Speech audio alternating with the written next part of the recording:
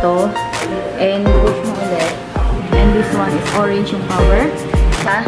So, ito na yung... Hi, welcome back to my channel. So, for today's video, we're gonna be doing unboxing this Hanabishi Air Fryer. So, ayan. Matagal na ito nabili ni Abby, pero ngayon lang natin siya bubuksan. Tignan natin yung loob.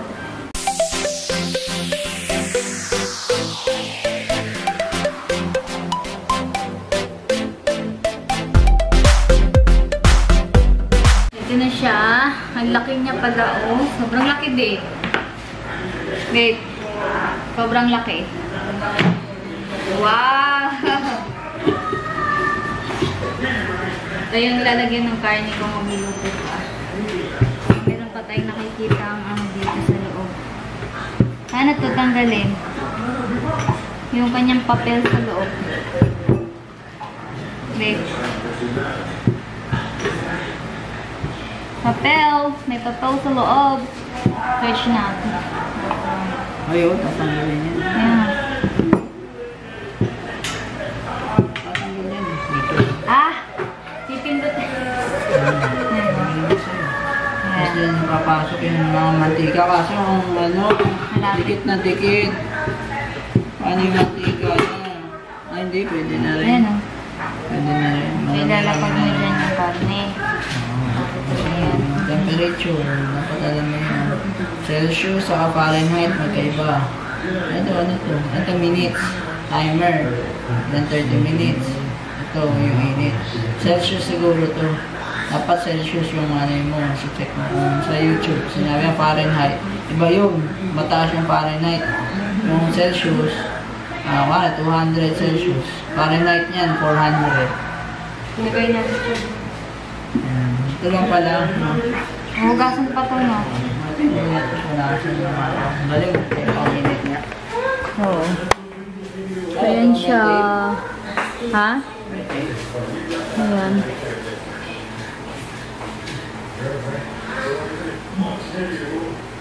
Dahil first time lang natin gumamit ng air fryer. Si-search tayo sa YouTube kung paano siya gamitin. So, marami naman ako nakita kanina ng Hanabishi air fryer, and nakita ko sila na nagluluto din sila. So, search ko kung paano siya gamitin kasi first time lang natin siyang gagamitin, baka maano natin, masira natin.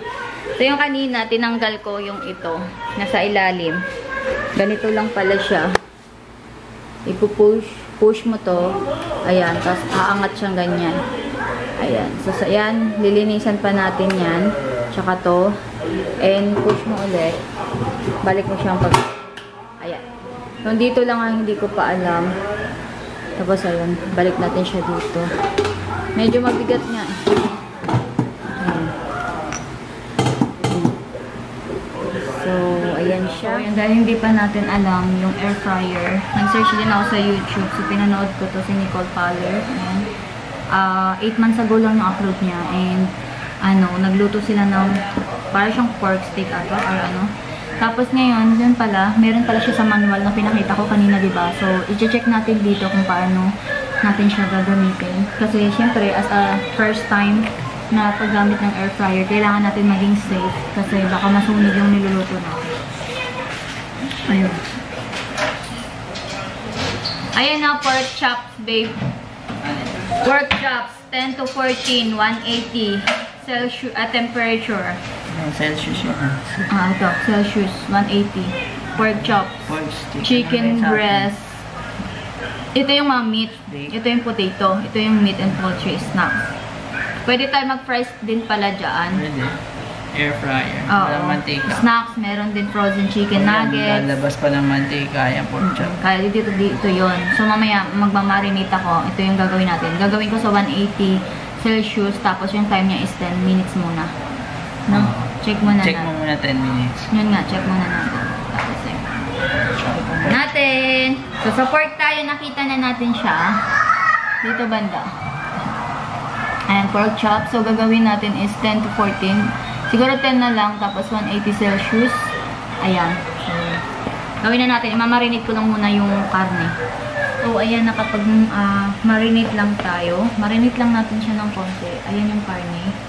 Pakita ko sa inyo. So, ito yung karne natin. Imamarinate lang natin siguro mga 45 minutes to 1 hour. And, ayan. So, lulutuin na natin siya. Lalagay natin siya sa air fryer. And, kanina nag-blend ako ng garlic. Para mas mapino yung garlic kasi sa hiwa. So, para mas madalian. So, ayan. Wait na lang natin siya. Mamarinate. And then, iaano natin siya sa air fryer mamaya. Time is 2 o'clock.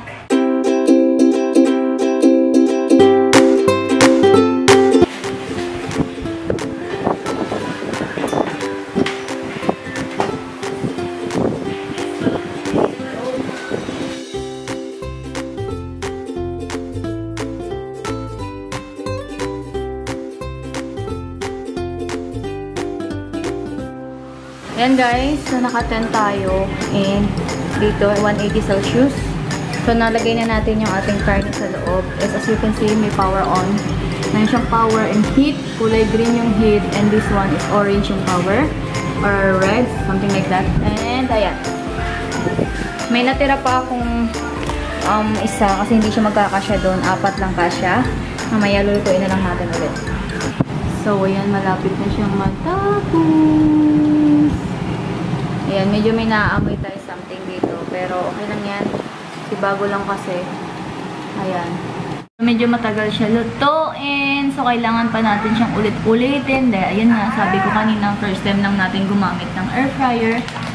And, ayun. Kung maghanap kayo ng mga machine kung paano siya gamitin, sa manual lang. Manual niya. Dito lang. And then, pwede rin kayo mag-search sa Google or kaya sa YouTube. Kasi meron din mga taong bumili ng ganito. Pero as a first timer, hindi pa natin alam. Makikita mo naman kung paano siya gagamitin. Dito, banda. Yan. So, nandito tayo sa gitna. Sa meat and poultry. Ayan. So, ito yung ginawa namin kanina, yung pork chops in 10 to 14 na time and 180 Celsius. So, ayan. So, wait lang natin siya ulit kasi inano ulit namin. Dahil hindi pa siya luto. And then, binaliktad din namin siya kanina. So, dahil bago lang yung air fryer, ang nangyayari is nakakaamoy tayo ng para siyang wire na nasusunog. So, ganun siya. And, siguro pag nagtagal na siguro natin ginagamit yan, hindi mo na siya ganun maaamoy. So, wait lang natin siya matapos. And, check natin ulit yung karne kung naluto na. Yun! Tumunog na! Check natin.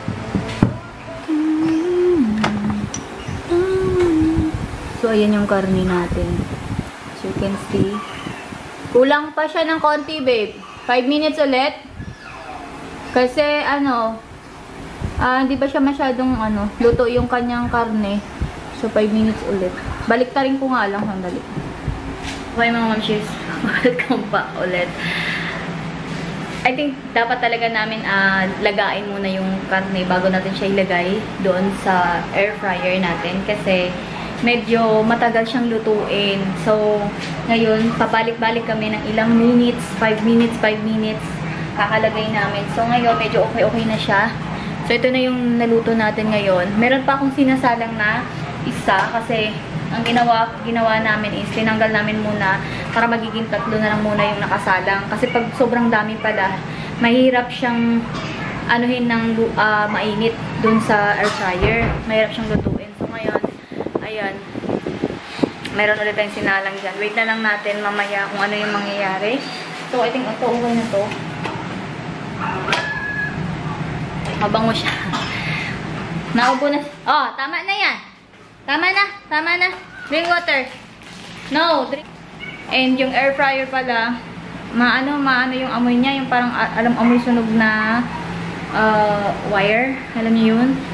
Sa ilong na ako. So, ayan, tapusin lang natin ito. Tapos, babalik tayo mamaya. Drop. Parang ban? Okay. Pinapak na lang namin. Kasi hindi siya masyado pang na lang ng pipikapan. malutong. Ay, pag malutong, pag kinain mo, ganun, di ba? Pero hindi siya malutong. Iniiwa ko siya ng ganito. Masarap. May konting sugar to eh. Pero hindi siya masyadong malasa sa sugar.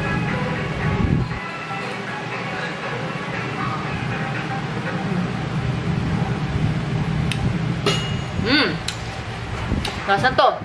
So, update tayo mga mamshis. Nahugasan ko na siya.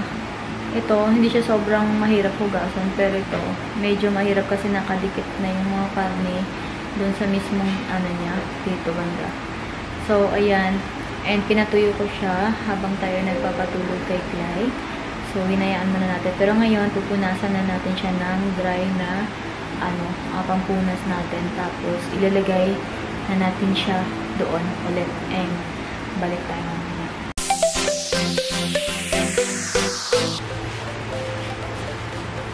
As you can see, meron pa ako nakikita dito. Ayan, hindi niyo makita eh. Kasi ayan, nakita niyo ba? Ayan, so medyo mahirap pa siya linisan. Eh, ayoko naman siya gamitin ng yung pang scotch. Kaya, ito na lang.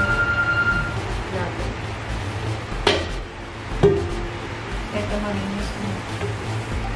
Walang ka,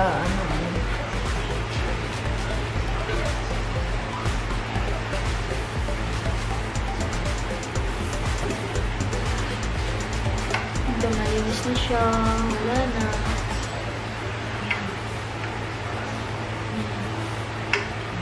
Try ko lang siyang linisin ulit kasi mayroon pa akong natitira. So, kailangan natin siyang linisin. Gamitan natin siya na ito. Ayoko sana siya gamitan, pero try natin siyang gamitan ng ganito. Tingnan natin kung matatanggal siya. Actually, yung scotch yung ginamit ko. Ito. Kaso, ayun pa rin siya. Hindi pa rin siya natatanggal. So, try na natin siyang, yun yung gamitin natin ngayon. And titignan natin kung mawawala. And babalik ako mamaya. So, good news, natanggal niya. Gamit ito. Pero, dahan-dahan lang sa pagkuskus kasi masisira yung dito niya. And ngayon, pupunasan na lang natin. Tapos, ilalagay ko na siya doon. Siguro next time, ang gagawin natin is magluluto kami ng isa pang pork. Tapos, ang gagawin natin is ipapakuluan natin siya bago natin siya ilagay sa air fryer. Kasi medyo matagal talaga kapag tinatansya pa kasi namin yung time kung anong oras, kung ilang minutes siya pwede. So, ayun, kaya nagkakapakapa pa tayo kumbaga. So, ayun na, okay na yung ating air fryer. Malinis na siya. Malinis na and okay na siya. So, dyan na natin siya ilalagay.